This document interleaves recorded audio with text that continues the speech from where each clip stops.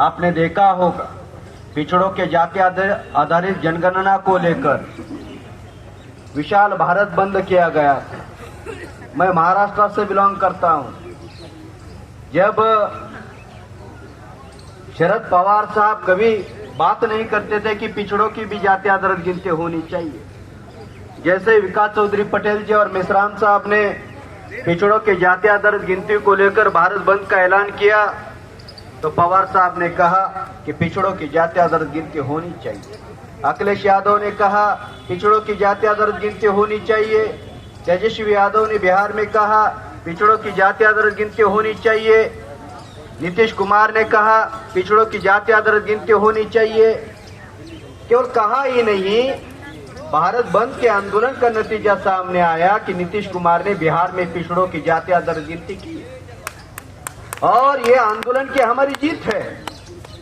64% पिछड़ों की लोक संख्या का फिगर सामने आया। साथियों, आज पिछड़ों की जनसंख्या काफी संख्या में है, लेकिन लोक संख्या के अनुपात में उनका प्रतिनिधित्व नहीं है। मंडल कमीशन ने 27% रिजर्वेशन दिया, लेकिन ये जो रिजर्वेशन है ये IIT में IIM में पढ़ने के लिए है, लेकिन फैकल्टी में कोई रिजर्वेशन नहीं है। मंडल कमीशन की लड़ाई इस देश में लड़ी गई और मंडल कमीशन के विरोध में कमंडल RSS ने खड़ा किया और OBC के ही लोग मंडल कमीशन के विरोध में खड़े किए गए। आपने दिल्ली में देखा होगा एक राजीव चौक है।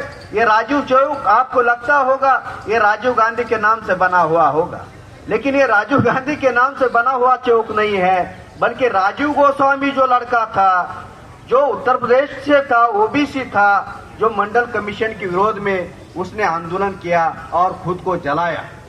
उसके नाम पर तत्कालीन सरकार ने राजीव चौक नाम दिया। क्यों दिया? कि OBC को डाइवर्ट करने के लिए दिया, OBC को खुश करने के लिए दिया। Vinay Katiyar OBC, Uma Bharti OBC, Kalyan Singh OBC, ऋतंबरा OBC, इनका इस्तेमाल भी मंडल कमीशन के विरोध में किया गया। साथियों, इस देश में मस्जिद मंदिर के विवाद का षड्यंत्र तो OBC और माइनॉरिटी ने समझ लिया है, लेकिन आज जो षड्यंत्र हमारे साथ में हो रहा है वो इलेक्ट्रॉनिक वोटिंग मशीन द्वारा किया जा रहा है। इस षड्यंत्र को OBC और माइनॉरिटी के लोगों ने समझना चाहिए। आज संविधान ने जो हमें वोटिंग का जो राइट दिया है 326 आर्टिकल के तहत, ये वोटिंग का राइट खत्म किया जा रहा है। हमारा वोट जीरो किया जा रहा है। तो OBC 52% है, उससे भी बड़ा आंकड़ा है, लेकिन लोक संख्या के अनुपात में उनका पार्लियामेंट में मेंबर नहीं है, विधानसभा के अंदर मेंबर नहीं है। लोकतंत्र के जो 4 पिलर है वो 4 पिलर भी देखा जाए तो रेयर रिप्रेजेंटेटिव उनके अंदर नहीं है। तो ये हक कौन खा रहा है? आपको मैं एक डाटा बताना चाहता हूं। 2022 में राज्यसभा में एक डिबेट डिस्कशन हुआ और डिबेट डिस्कशन में राज्यसभा में सवाल पूछा गया 2018 से 2022 तक डाटा अवेलेबल करो। कौन सा डाटा? SC ST OBC कितने IAS IPS 5 साल में हुए। डाटा आया, चौंकाने वाला, हैरान करने वाला डाटा आया। डाटा क्या आया? शेड्यूल कास्ट की पॉपुलेशन जो है 15% है, शेड्यूल ट्राइब की पॉपुलेशन जो है 7.5% है, माइनॉरिटी OBC की जो पॉपुलेशन है वो 52% है, लेकिन मंडल कमीशन के अनुसार 27% रिजर्वेशन है। डाटा आया 5 साल में शेड्यूल कास्ट के 7.5% IAS IPS भरे गए। 5 साल का आंकड़ा कितना आना चाहिए था? साल में 15% आना चाहिए था। 5 साल में शेड्यूल कास्ट का कितना आया? 7.5% आया। शेड्यूल ट्राइब का हर साल कितना आना चाहिए? 7.5%। 5 साल में कितना आया? 3.5%। पिछड़ों का मंडल कमीशन के अनुसार 27% भी देखा जाए तो हर साल आना चाहिए 27%। हर साल आना चाहिए 27%। 5 साल में आया 15%। 15.92% आया, यानी 15.92% का आंकड़ा आया। तो बाकी का सारा कौन खा रहा है? बाकी का सारा जो खा रहा है वो अल्पसंख्यक ब्राह्मण खा रहे हैं।